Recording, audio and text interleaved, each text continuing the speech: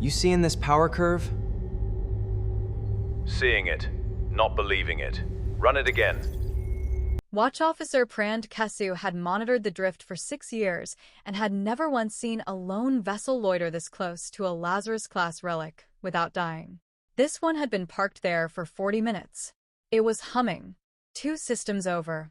Walt Meeks screwed the cap back onto his thermos, wedged it into the crook of his elbow, and squinted up at a conduit that had been dripping something the color of weak tea since Tuesday.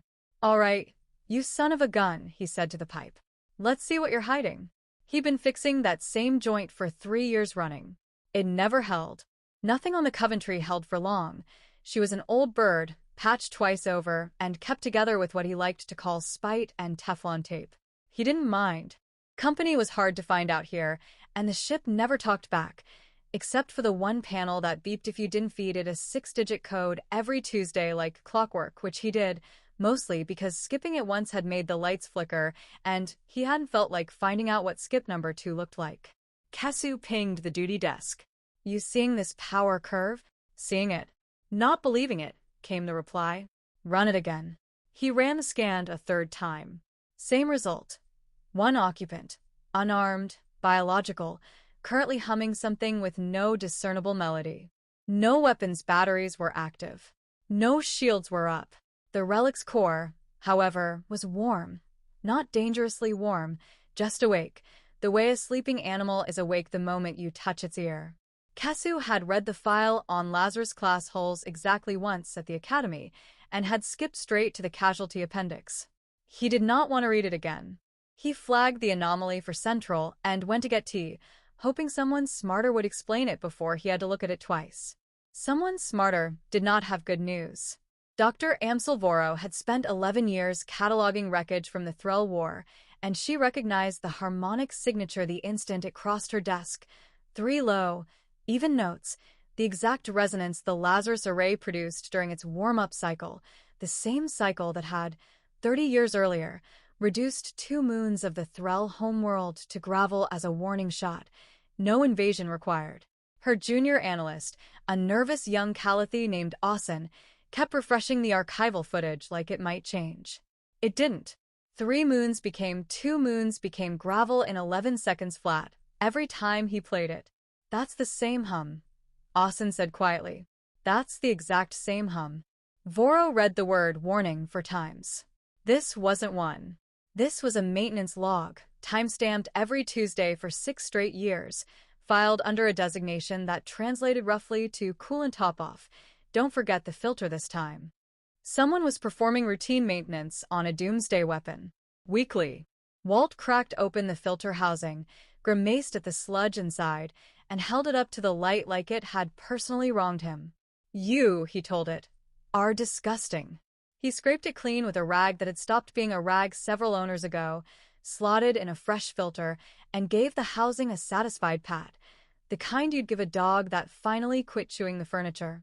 Deep in the Coventry's spine, behind a bulkhead 30 engineers had once needed a committee to arm safely, something quietly logged filter replacement, cycle 312, and nudged its core temperature 2 degrees warmer. Walt had no idea any of that happened. He just knew the coffee tasted better once the drip stopped, and he said as much out loud to nobody, because that was the job. Fleet Marshal Ductane Rawl did not enjoy being woken for anomalies, and liked it even less when the anomaly had a body count attached to its name. Voro's report sat open on the table between them. Lazarus array, active, unshielded, tended weekly by a single unarmed biped who appeared on no known military roster of the species that built it. "Send a diplomatic hail," Rawl ordered. Carefully. Kesu tried. The hail bounced off something in the hull that wasn't a shield, wasn't armor, and wasn't, according to every scan they ran, supposed to exist on a civilian maintenance deck. It returned an automated reply that translated, as best anyone could manage, to, "Sorry, can't talk right now," elbow deep in a filter. Nobody on the bridge found that reassuring. Austin asked, in a very small voice, whether they should perhaps just leave. Rawl did not answer him. Rawl was rereading the casualty appendix. It was Voro who finally put it together. Hours later, hunched over the maintenance log with her tea gone cold. The Tuesday ritual wasn't upkeep at all. Every filter change, every coolant top-off, every six-digit code the human punched into that panel was incidentally, with no awareness whatsoever, a complete diagnostic and rearm cycle for a weapon capable of cracking a planet's crust from orbit. He wasn't maintaining the array. He was rearming it. Every single week. For 6 years.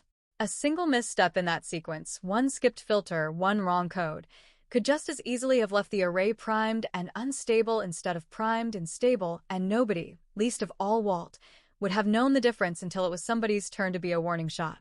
Because the alternative, flickering lights, whatever skip number 2 might have looked like, had once mildly annoyed him, and he hadn't cared to find out more. He thinks it's a boiler, Voro said, to no one in particular. He thinks it's a boiler that makes his coffee taste bad. Austin, still refreshing feeds nobody had asked him to refresh, found the registry entry before anyone told him to look for it. Walter H. Meeks, civilian, no military record of any kind, current listed occupation retired. Ownership of the vessel Coventry, formerly registered under a designation the archives flagged in red and refused to translate twice, had transferred to him 9 years earlier through something called an estate auction, a phrase Austin had to run through the linguistic core 3 times before he trusted the result. Someone had died. A distant relative, apparently, with paperwork nobody had bothered to update. The most dangerous object the Kalathi had ever catalogued now belonged to a man who had, by all available records, purchased it the way one might purchase a second-hand truck, sight unseen, because it came bundled with a house. He doesn't know what he owns, Austin said. No, Voro agreed. And every week, for 6 years, not knowing has kept it running perfectly. Rawls stared at the readout for a long moment, then at the live feed of Walt whistling off-key while he wiped a wrench on his sleeve. 6 years of flawless rearm cycles, performed by someone who had never once been briefed, trained, or warned, purely because leaving a pipe unfixed annoyed him more than a flickering light. "Recall the fleet," Rawls said finally. "Quietly. Do not startle the boiler." They pulled back 6 full sectors before anyone exhaled, and even then Kesu kept one sensor trained on the Coventry, half expecting the hum to change key. It never did.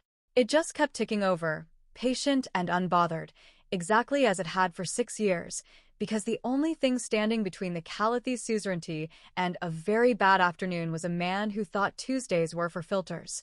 Walt noticed the sky do something strange around dinner time, a smear of light out past the viewport, gone before he'd finished chewing, and figured it was space doing space things, the way it sometimes did. He wiped his hands on his coveralls, poured coffee that finally didn't taste like a penny, and gave the pipe an approving knock. "See," he said.